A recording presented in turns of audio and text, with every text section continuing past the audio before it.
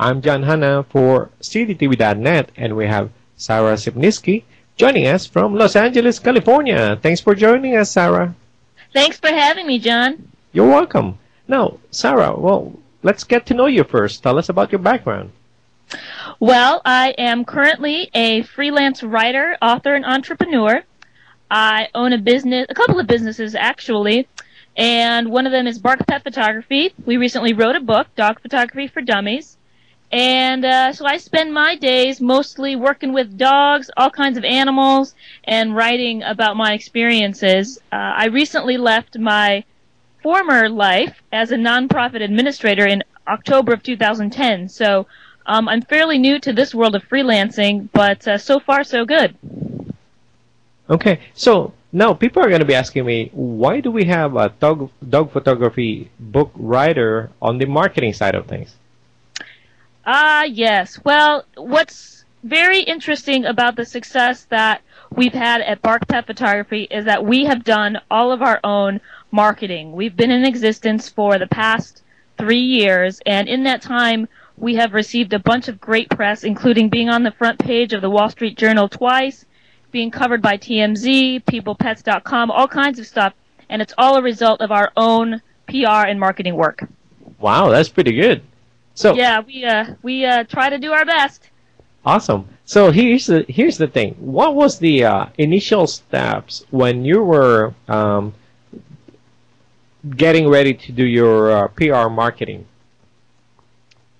Well, when we launched Bark Pet Photography in February of 2009, our major investment of time was really in building up our website and our internet presence, because obviously that's where so much of our time as a society is spent, and it's just increasing. So we knew that things like our Google ranking was going to be very important, as well as our presence all across social media channels. Still at that time in 2009, it was still kind of at the beginning of organizations and businesses really starting to understand the power of social media.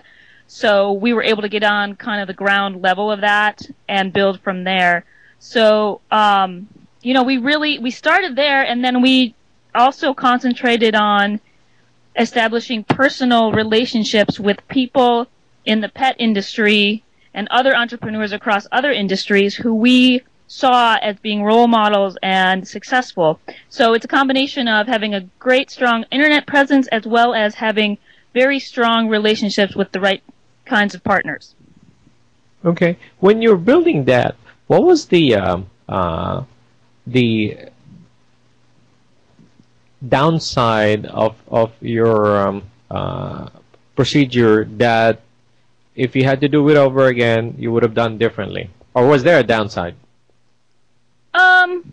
I mean, I think right in the beginning, it's hard for me. I know that we've definitely had our share of learning curves and things like that along the way, but I really think that a lot of our success has to do with the fact that I had a pretty strong marketing background coming into this experience, and my partner, the photographer of the operation, she also has a marketing background, so we were able to kind of leverage our different strengths. I think that if we had to do it over, I don't know, I think if we had to do it over, we might have started a little earlier. We might have started, like, in terms of,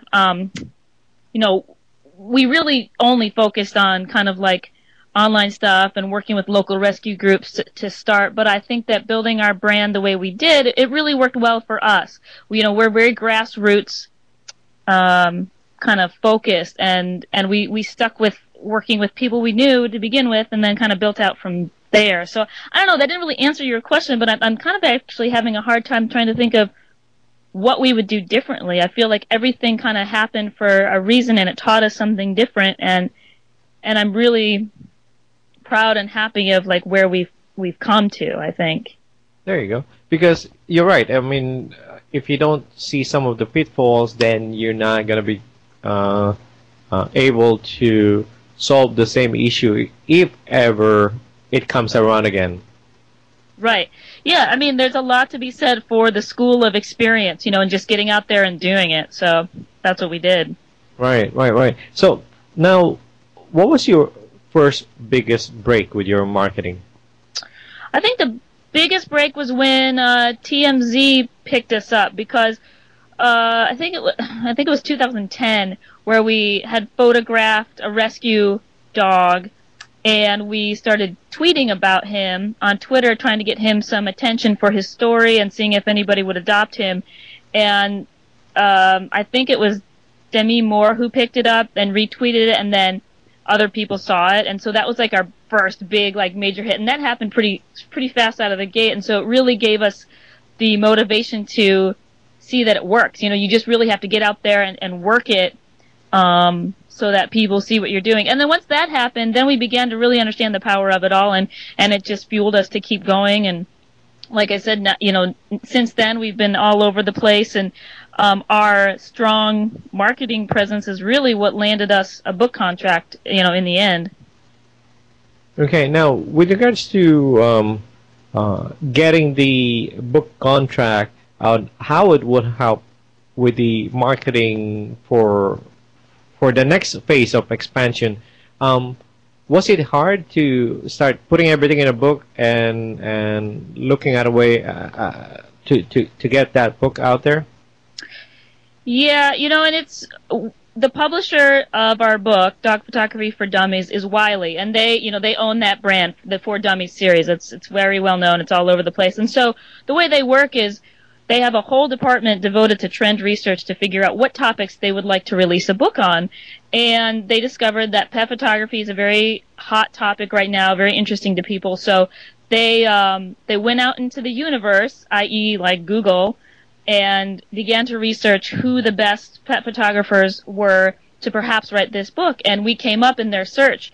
So so they contacted us and put us into the process against other pet photographers, and we don't know who our competition was, but we do know that we secured the contract, a lot of it because of our already established what they call platform, which is like how far of a marketing reach you already have, how big is your fan base already, you know, basically who would buy the book if they published it. And so building that up early really paid off for us. And now that we have this book, it's just another angle that we can use to bring kind of the world of pet photography to people, but also tell people about our brand and our company and what we do. You know, things like this kind of conversation may have happened before the book, but now that we do have a book, it also really establishes some credibility and gives some people something tangible to point to and say, oh, look, they wrote a book. They must know a little bit of something to talk about. So that's what the next phase is right now, is just really trying to get the book out there. Okay. Now, let's wrap up the part one of a two-part interview. Where can people find you? Your website? Our website is barkpetphotography.com, and you can see everything there. Alrighty. This concludes part one of a two-part series with Sarah Sipniski joining us from Los Angeles.